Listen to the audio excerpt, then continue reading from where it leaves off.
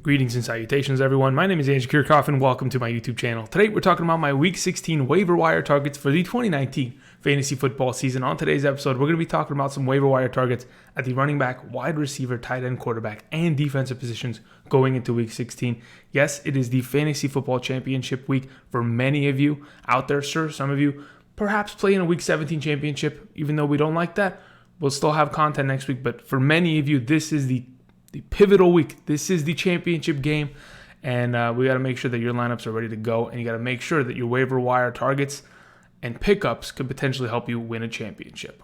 All right, before we begin today's video, let me remind all of you, if you have not yet already, click that subscribe button, join the community, help us get to that 13,000 subscriber mark. I really do appreciate all the support that I've gotten all season long. Thank you very much for all of you. Also, don't forget to click the bell notification button to stay up to date on my latest content. And if you like today's video, don't forget to click the like button. Hey guys, how's it going? All right, so really quickly, before we begin, again, like I mentioned, it is Week 16. It is the championship week for many of us. Don't forget, I do have a Patreon page. For those of you looking to get all of your 2019 fantasy football questions answered on a timely basis, check on the Patreon, $5 a month. You pretty much ask unlimited questions. So if you have a bunch of them and you think this is the week to invest, I would really appreciate that. So don't forget that. Otherwise, we're good to go. Everything this week should be the same schedule. I might put out my tight end and quarterback videos a little bit earlier than I typically do. I usually go Thursday, but this Thursday night's game is pretty... Well, actually, you know what? There are Saturday games. That's the thing. When I look at the schedule this week, let's go ahead and pull this up. There are Saturday games, and that needs to be kind of thing, because I don't think there's a Thursday night game. Yeah, there isn't a Thursday game. That's what it was. That's why I wanted to put out my content a little bit earlier so that we're all kind of ahead of the storm that's coming on Saturday, okay? So on Saturday, there are 3 games, right? And this is the NFL kind of preparing for a little bit of their NFL wild card weekend, Saturday, Sunday games. On Saturday, they have 3 games: Texans versus the Buccaneers, the Bills versus the Patriots, and the Rams versus the 49ers. Now, all 3 of those teams have a lot of essential players on them. I mean, that is a ridiculous group of games. I mean, those games, they're pretty impressive. I think they're going to be a lot of fun. But again, they will dictate a lot of the fantasy football output of this coming week. So I'm going to go ahead. I'm going to make sure everything comes out a little bit earlier this week, just so we're all on the same page and we're all prepared for that, okay?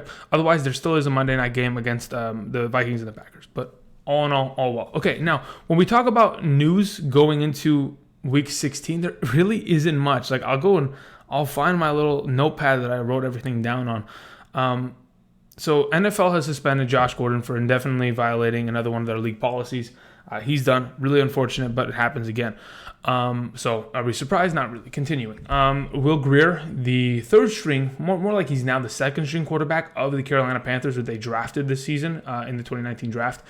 He will probably be taking the starting job from Kyle Allen. Kyle Allen has, since Week 6, had the second most turnovers in the National Football League with 18 thrown interceptions, if I'm not mistaken, only behind your holiness, Mr. Jameis Winston, who somehow is balling out regardless of how many interceptions he throws. So that's whatever it is. A couple other players. We have Chris Godwin, who went down with a hamstring injury as well. He was carted off the field. Looks like he's potentially not going to play. So all of the wide receivers for the Tampa Bay Buccaneers, whoever they may be, we'll talk about them later today so that we're on the same page in terms of picking up those guys, because they're going to be ever more valuable going into a Week 16 matchup. And we saw them last week dominate, especially Breshard Perriman. We'll talk about them in a little bit. Outside of that, in terms of news, we're still looking for what exactly happened to Dalvin Cook and whether or not he is going to be prepared and ready to go on Monday night against the Green Bay Packers again. He gets a little bit extra time, Monday game, comparatively to perhaps if it was a Saturday game, maybe he would have missed.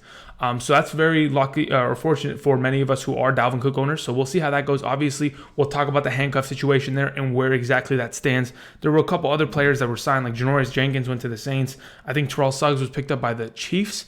because he got cut from the Arizona Cardinals last week. And then, Hunter Renfrow might return this coming week. We have the potential return from IR of Kerryon Johnson. We'll talk about all of that as we continue. But other than that, news-wise, it's pretty fresh. It's still Monday, still technically week 15 because we have not seen the solution and or the outcome of the Indianapolis Colts versus the New Orleans Saints contest. So we'll see how that goes. But regardless, let's get into some news, or not some news. Let's get into my Week 16 running back targets. Starting off with my number one, Mike Boone. Okay, so here's the thing. Yesterday, as we all know, Dalvin Cook went down with an injury. He hit the ground, didn't get up. Now, it wasn't a lower leg injury, anything like that. It was him re-aggravating his shoulder injury that he had sustained in Week 13. Now, if you guys don't remember, in Week 13 against the Seattle Seahawks, we had our unfortunate monster Dalvin Cook go down. Was it week? Yeah, it was week 13. Yeah, he went down with an injury, and then he was quote unquote labeled not able to return. He went sat on the bench, and the quote from later in that day, from the team was like, "Hey, we understand we need Dalvin Cook for the rest of the year, especially as we are trying to make the playoffs. So it was not essential to bring him back when we really didn't have an idea of just how severe the injury could have been." So he played through the following week's game against the Detroit Lions, played well, 14 plus points, but still was limited in touches comparatively. He kind of split almost 50-50 with a guy like Alexander Mattison. And then we go into the Los Angeles Chargers matchup. Again, he gets hurt. Alexander Mattison was out due to an ankle injury, and Mike Boone stepped up, had himself 13 carries for 56 yards and 2 rushing touchdowns, as the Minnesota Vikings ran all over the Los Angeles Chargers defense, won 39-10. I mean, it was a dominating performance, and that's why Boone was given so many opportunities. Now that you go into this next week's matchup at home against the Green Bay Packers, if Dalvin Cook is not ready to go, and if in fact he is going to miss a substantial amount of time, you need to pick up a Mike Boone or an Alexander Mattison. Now, who is going to be healthy? That is the question at hand, because Alexander Mattison, still dealing with that ankle injury, could be a guy that might miss. So again, Mike Boone is a handcuff that you need to pick up in order to make sure, if you are a Dalvin Cook owner, and perhaps you're trying to deny another person in your league. Again, when you go into week 16, sometimes you have to make waiver wire moves in order to deny the guy you are playing. If you look at the up and down his roster and you see this guy doesn't have a tight end, but there is a number one tight end sitting on the waivers, you sometimes have to make the sacrifice and pick up those players in order to deny them so that they don't have a substantial performance against you. You know what I mean? So that's where it kind of sits with Mike Boone. I don't know if he's going to play. I'm assuming there will be a Dalvin Cook performance this coming Monday. I'm expecting him to be healthy because that is a very essential matchup in the NFC, playing against their division leaders who have already clinched playoffs. But we'll see how this goes. Anyway, moving on to number 2, we have Adrian Peterson. Again, Darius guy's probably not coming back for the rest of the year. Why? Because he went to the IR. Now, this last couple weeks, Adrian Peterson, despite all of the Darius guy's noise and him playing well, has been just as good, if not better at times. Adrian Peterson has scored a touchdown in each of the last 3 contests. He's had rushing totals of 99, 76, and 66 yards. This past week, coming off of a Philadelphia Eagles matchup, which we all know Philadelphia Eagles, in terms of stopping the run, they are pretty good. In the passing game, not so much, but still, Adrian Peterson got it done. His rushing attempts have been pretty, consistent despite the fact that he was splitting carries, but 13, 20, and 16 in the last 3 weeks, that is impressive. He is getting the job done, and this coming week, in the championship week of fantasy football, Adrian Peterson gets to take on the New York Giants. And I really do believe this is going to be a higher scoring event between these two teams because their defenses are not as great. And a guy like Adrian Peterson, despite anything, whether the matchup is favorable or not, he somehow continues to get it done. This Redskins offense is improving. They almost defeated the Philadelphia Eagles yesterday. And I really do believe Adrian Peterson is a great pickup if he is not already owned in your league. Again, he's only owned in 53% of Yahoo leagues. So if he's available, go ahead and snag him up. Moving on, number 3, Kerryon Johnson. Like I mentioned earlier, Kerryon Johnson is eligible to return from the IR today, or this week, and potentially play the next 2 weeks. Why I bring this up? Because yesterday, Bo Scarborough was not active. And the only running back that was really active for this team was Wes Hills. Now, you're asking me, who the heck is Wes Hills? I'm in the same boat. I don't know who the heck Wes Hills is, but Wes Hills, but hey, he came in, 10 touches, 21 yards, 2.1 yard per carry average, and he scored 2 goal line touchdowns. Unfortunate, but that was the case. But I really do think this team, they're falling apart a little bit here. They are in need of a service from Kerryon Johnson, and I'm hoping he can come back this week and potentially play some sort of role. Again, they have an option to bring him back. If they don't, I won't be surprised. But all signs kind of point towards him potentially coming back and playing in the next 2 weeks, which I'm hoping he could potentially do. And should be a pretty decent play on the week. I mean, comparatively to a guy like Wes Hills, I'd much rather play Kerryon Johnson because I know he's more of a capable back in terms of out of the backfield in the passing game. He's a 3-down back, certainly. All right, moving on. We have Tarik Cohen as my number 4. Again, the running back position as right now is pretty thin. And a guy like Tarik Cohen, at least he got a lot of usage last week. In terms of every time he plays against the Green Bay Packers, the guy is going to catch the ball out of the slot position a lot. Every time Matt Nagy wants to go ahead and go against this defense, he wants to utilize Tarik Cohen to his maximum potential, at least. So that's what they did. They targeted him 10 times, got 7 balls for 57 yards, ran it a couple times on the ground, 8 for 28. That's not bad. It could have been worse, but again, I think Tarik Cohen, another one of these guys, this coming week playing against the Kansas City Chiefs at home, could be utilized again in a matchup in which they're probably going to be down. I mean, Mitchell Trubisky did struggle last week, and I'm expecting them to be down for majority of the game against a guy like Patrick Mahomes and that Kansas City Chiefs offense. And Tarik Cohen's probably going to have to be utilized in the passing game in order to help them out. If you're in a PPR format, he could potentially be of service. Moving on, number 5, Boston Scott. I was a little worried about Boston Scott yesterday because I didn't know how much work he could potentially get in comparison to a guy like Myles Sanders. And when we looked at Myles Sanders, he had 25 touches yesterday for 172 yards. And what a surprise, 2 touchdowns, right? Myles Sanders, the one week in which, coming off of a week in which he was gashed half of his touches by the other running back, he came out and he dominated. I mean, absolutely dominated against the Washington Redskins. Now, as it currently stands, they go and they play against the Dallas Cowboys this coming week. But Boston Scott is getting work in the passing game. This is a guy that we can't really ignore.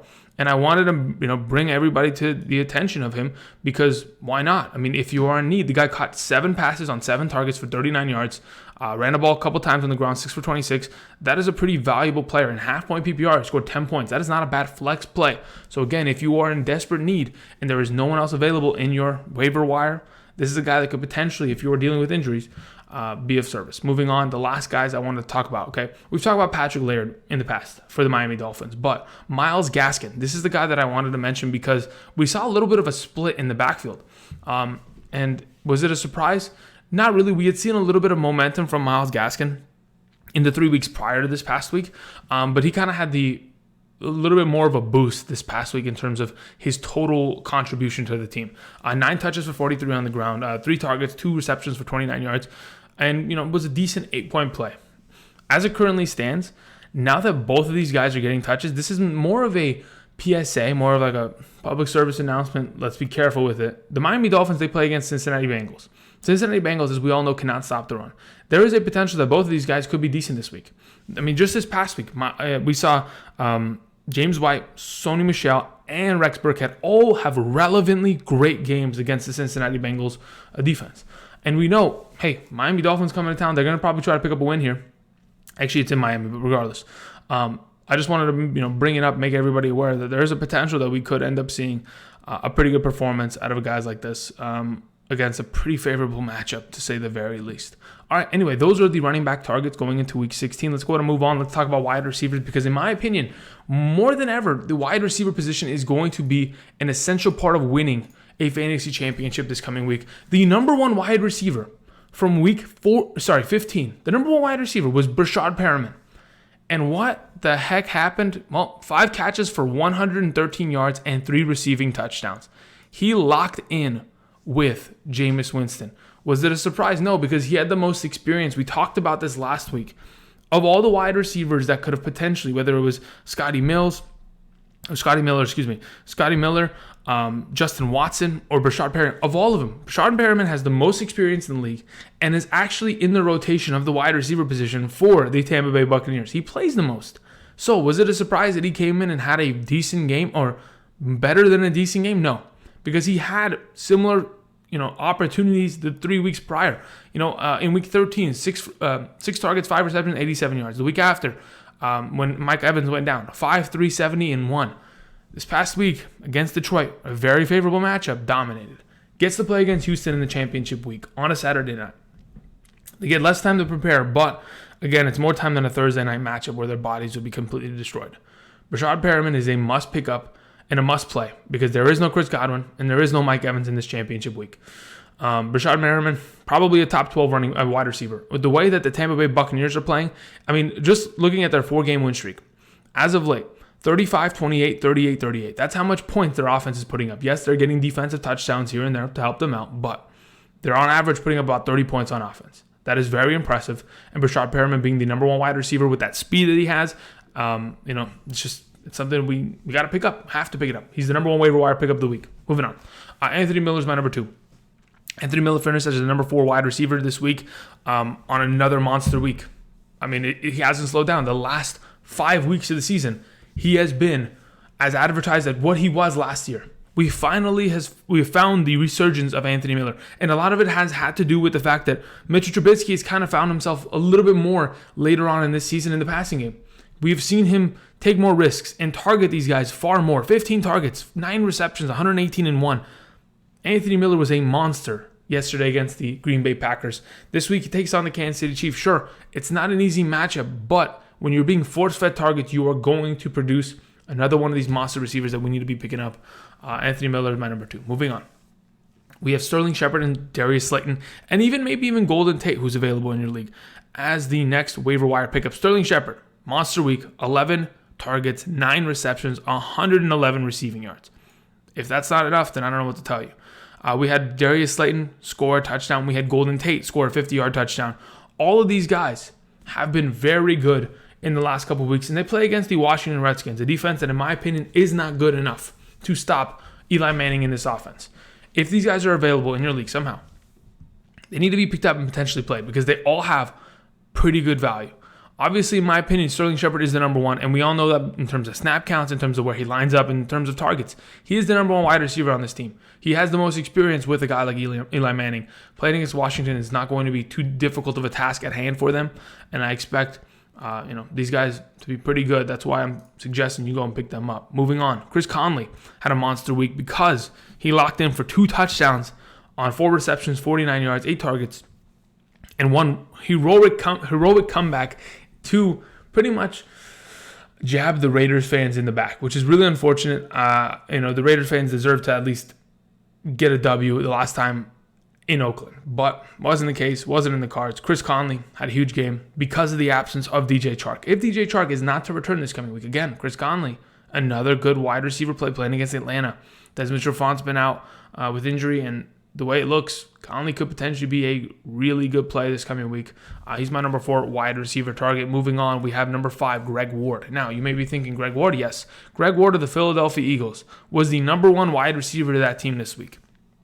But his target count was identical to last week. In the last 2 weeks, he has had 18 targets. This past week, he had 7 receptions, 61 yards, and a touchdown, really helping this team find their way and score a victory at the end of the game. Very nearly did they almost lose this, but with the help of Greg Ward, the contributions of him at the wide receiver position, a guy that has only contributed in the last 4 games for the Philadelphia Eagles, he has been pretty significant. And playing against Dallas next week, sure, it is a difficult task at hand, but if you are in desperate need of a wide receiver, a guy like this, he is contributing, and he is the number 1 of his team. With Alshon out, with Nelson Aguilar out, with there's nobody else as of right now, it looks like a guy like Greg Ward is good to go. Moving on, we have ourselves number 6, Steven Sims Jr. Now, Steven Sims Jr. is a wide receiver for the Washington Redskins, and you may be thinking, okay, Andrew, you're going pretty deep into the well. I am, because a lot of these other guys are either not available in your league, have already been picked up, and they're on rosters that have been locked and loaded because they're pretty much dead rosters at this point. So when we go look at Sims, let's go find Mr. Steven Sims. What was he able to do yesterday? He had his best game, of his career, in my opinion. Sure, he had other games in which he had, a couple plays, touchdowns, blah, blah. Okay, no big deal. But he had 11 targets, 5 receptions, 45 yards, and a touchdown. The 11 targets is the thing that entices me the most, the thing that I want to bring to attention most. Again, when you're getting force-fed that many targets, that means that you are not only, a vital part of that offense, but you're trusted by a guy like Dwayne Haskins. Sure, the inaccuracies of a rookie quarterback or the the different variables that could have forced an incomplete pass or whatever, that's there. But Steven Sims got 11 targets and scored a touchdown and was vital to this team. Playing against New York Giants this coming week, they don't have a great secondary. We saw Devontae Parker feast. Terry McLaurin's going to feast. But is Steven Sims Jr. a guy that could potentially do it? I think he can. I think he definitely can because his offense is going to pass the ball, they're going to run the ball, and it's going to be a back and forth matchup between these two teams in this contest. So, again, I wanted to bring him up to attention. Other names that could potentially be of service this coming week, again, at the wide receiver position. Obviously, I talked about it earlier. Tampa Bay wide receivers that could potentially contribute. I mean, again, Justin Watson, a guy that sure this last week, only 2 targets, 2 receptions. Not great, but again, a guy that could potentially contribute and be of service. And that's not great, but at least, he's there as an option. Scotty Miller did score a touchdown, but currently he's questionable because he did get a little bit banged up. So again, we're still looking around. We're still going to kind of have to look at their injury report. If in fact the number 2 wide receiver is Justin Watson, then we'll pick him up and we'll rank him accordingly. But Scotty Miller is probably the number 2 there as of right now. But Breshard Perriman, strong number 1. Let's go ahead and move on. Let's talk about tight ends going into week 16. Starting off with my number 1, is it a surprise that it's Tyler Higbee? I think it should be a surprise because, to be honest, if he's not already owned by you in your league, then I don't know what to tell you. Tyler Higbee is a monster. He is winning fantasy championships every single week for the last, God knows how many weeks, 3? 14 targets, 12 receptions for 112 receiving yards. Is that not enough? Are you not entertained? The dude has put up over 107 receiving yards each of the last 3 weeks. Are you not entertained? Tyler Higbee is feasting. I remember going back, when I went over the fantasy playoffs matchups a couple weeks back, the one with the Philip Lindsay thumbnail, I talked about how the Rams have one of the easiest tight end schedules going into 2019 fantasy football playoffs, and I was like, Gerald Everett's going to feast. Well, without Gerald Everett, it's not been a problem because, in fact, Tyler Higbee's been better without him and has been the better tight end this year. It's insane how good Tyler Higbee has been, but it's extremely impressive. Catching 12 receptions on 14 targets, that is hyper efficient. That is so good. You cannot replace that kind of value. Tyler Higbee, again, this coming week plays against San Francisco, but still, I'm expecting him to get a lot of receptions. I'm expecting a team like the San Francisco 49ers. If you're going to fall to the Atlanta Falcons, I understand that the Rams got bopped the other day, but there's going to be time for garbage time, Higbee to show up and figure it out. Only owned in 67% of leagues. I'm assuming he's already owned in many of yours, but again, just wanted to bring him up. Moving on, Jacob Hollister. Jacob Hollister of the Seattle Seahawks. Here's the thing. They play against the Arizona Cardinals this week. We all know the myth of the Arizona Cardinals, and it's not really a myth. It is a fact. In fact, when we all thought David Njoku was going to have the monster week, in fact, it was Ricky Seals-Jones who was making his return to Arizona. A tight end who caught the ball 3 times for 29 yards, scoring 2 receiving touchdowns for the Cleveland Browns. Yeah, that's where the tight end was. It was not Njoku, it was Ricky Seals-Jones. But the legend lives. Play your tight ends against the Arizona Cardinals. And Jacob Hollister this week, I think, is a really good play. I understand he didn't get much work this past week against Carolina. But again, I didn't expect him to. That's why he wasn't in my top 12 conversation. And that's why I'm thinking this coming week is probably could be available in your league to pick up and play. Moving on. Number 3 is Jonnu Smith. I don't know if you guys watched the Tennessee Titans game, but they were trying to limit a little bit of Derrick Henry's usage. Derrick Henry had one of the worst weeks of his season because of the fact that he didn't get a rushing touchdown. It's unfortunate, but it happens. When you're trying to come back in the game and you're losing early, you have to pass the ball. And that's what they did. And they allowed a guy like Ryan Tannehill to dominate. But it's not like it was a lack of opportunity. He got his opportunity. He got a couple goal line carries. But Jonnu Smith, a guy that caught the ball 5 times for 60 yards, had a rush out of the backfield. They ran a halfback pitch with pulling guards and tackles and crackdown blocks with Jonnu Smith as the running back. And he ran the ball for 57 yards. Sure, that increased his fantasy value by a significant margin last week. And it's not going to happen every week. But I think to myself, if this offense is so potent that it does not matter who's running the ball, as long as they're 6'3 plus and 240 pounds plus, and they can run the ball out of this backfield, gosh, that could be really fun. That could be really fun. Anyway, Jonnu Smith, this coming weekend for the Tennessee Titans, they take on the New Orleans Saints. Could potentially be of value, but again, there's not too many other tight ends that could be of service. Moving on, we have Mike Gesicki. Mike Gesicki plays against Cincinnati again. This past week was okay, not great. Not really excited. I mean, the 8 targets is exciting. 4 receptions, 47 yards, not so much. In a PPR, sure, he could be of service, but in a half PPR, hasn't been really relevant for about 3 weeks now, so that's unfortunate. But again, another one of these guys you could potentially pick up. Moving on, we have Dallas Goedert. Here's the thing about Dallas Goedert. He's going to get work. He's going to get touches, and he's pretty consistent in doing so. Of all the tight ends on today's list, he probably has the safest floor, obviously other than a guy like Hollister or Higbee. But he probably has the safest floor as of right now, and I'm excited to see what we could see him, against Dallas. I think a couple months ago against Dallas, he had, one of his better games this season. So I think he could probably be of service as Dallas is not great against tight ends. We've said it all year long. Higbee pretty much puts the stamp on that one with those 12 receptions for 111. Anyway, moving on. The last guy I wanted to mention, O.J. Howard. O.J. Howard yesterday saw 8 targets for 4 receptions and 46 yards. Now with the absence of Mike Evans and Chris Godwin, besides wide receivers being more relevant or more used, I do think O.J. Howard could potentially be of service this week. His increase of targets has led to an increase of production in the last 3 weeks. 6, 5, and 8. Those are target counts. Going for 5 receptions, 4 and 4. And in his receiving yard count, 61, 73, 46.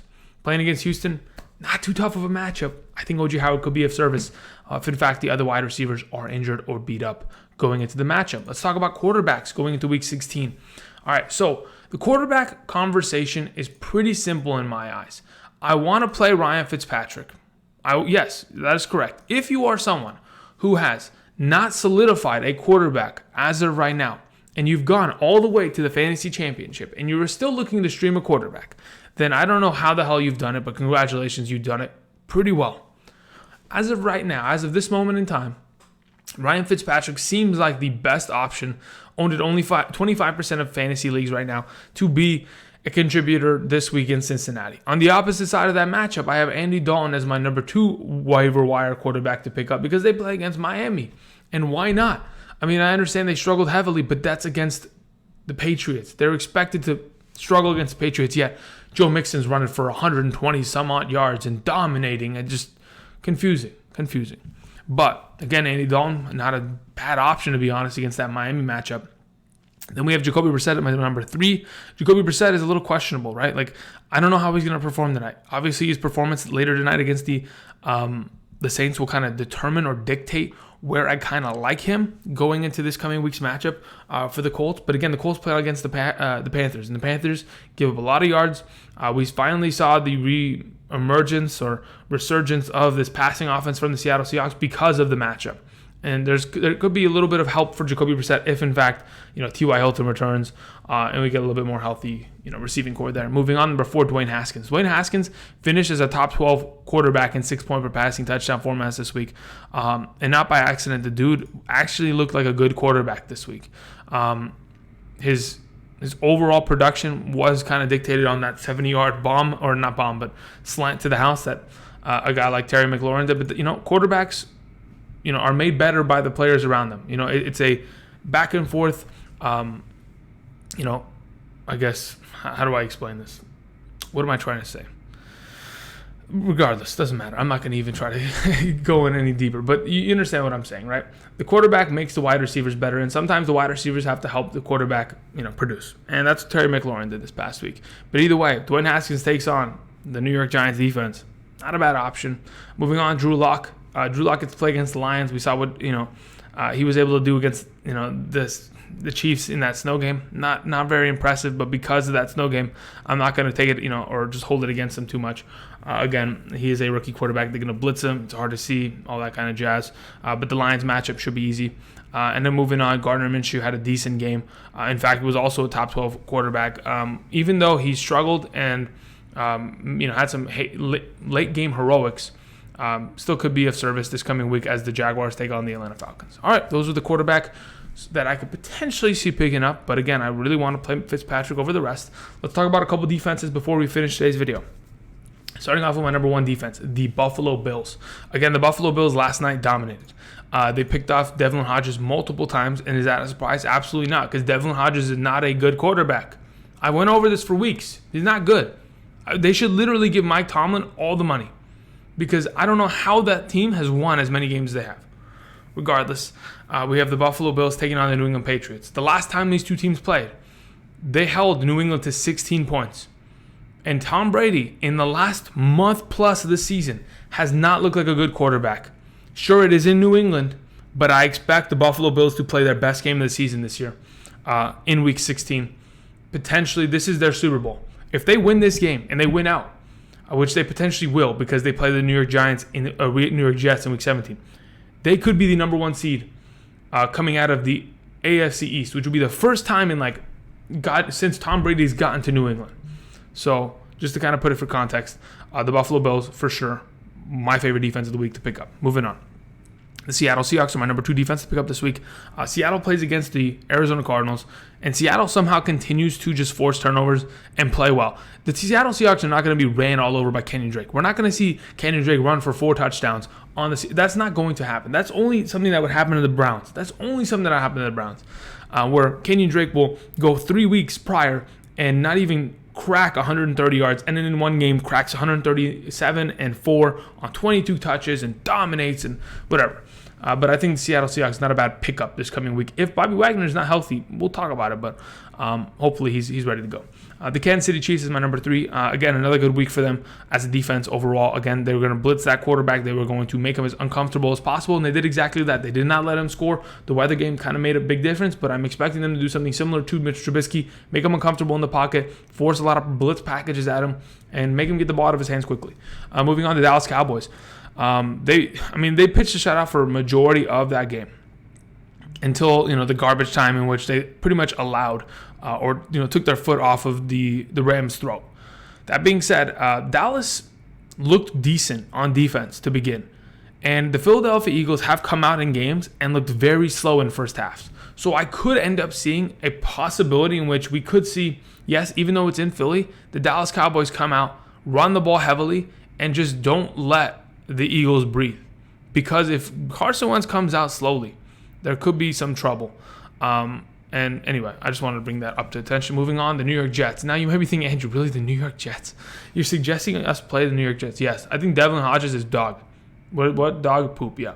I don't think he's good. And this is just pretty much tacking on to that because I don't think he is a good enough quarterback to really even lead an offense in the NFL. It's sad that he's even in that position because there are a lot better players that are sitting as second stringers in the league. But regardless, I think they could probably send some heat at him and force his offense to struggle a little bit. Moving on. The Atlanta Falcons is my last defense that I wanted to mention. The Atlanta Falcons, sure, they scored a touchdown late in that game from that little, fumble, blah, blah, blah. Raheem Mostert owners, sorry, you lost a couple points off that. But Jacksonville has not been that good. I mean, Jacksonville couldn't score against the Oakland Raiders for about 3.5 quarters. And then all of a sudden they got, a little bit of second wind there. I really do think Atlanta could probably destroy this team and potentially have a really good game this week. So, Atlanta, I'm expecting you to do well. You're my number 6 waiver wire defensive pickup, and that's it. Those are my waiver wire pickups for Week 16 of the 2019 fantasy football season. Again, this is championship week. Thank you, everybody, for watching. If you have not yet already, click that subscribe button, join the community. Click the like button on today's video if you like today's video. If you didn't like today's video, so be it. It happens. But I'm just trying to help you guys out, trying to help you guys pick up as best the players that we possibly can. Again, tomorrow we'll talk about running backs on Tuesday and my rankings and all that kind of jazz and all that news. Again, thank you, everybody, for watching. And until tomorrow, I'll see you guys. Peace. Enjoy Monday Night Football. If you're looking to pick up a W, you better hope Michael Thomas is ready to get it to you. Baby, here we go.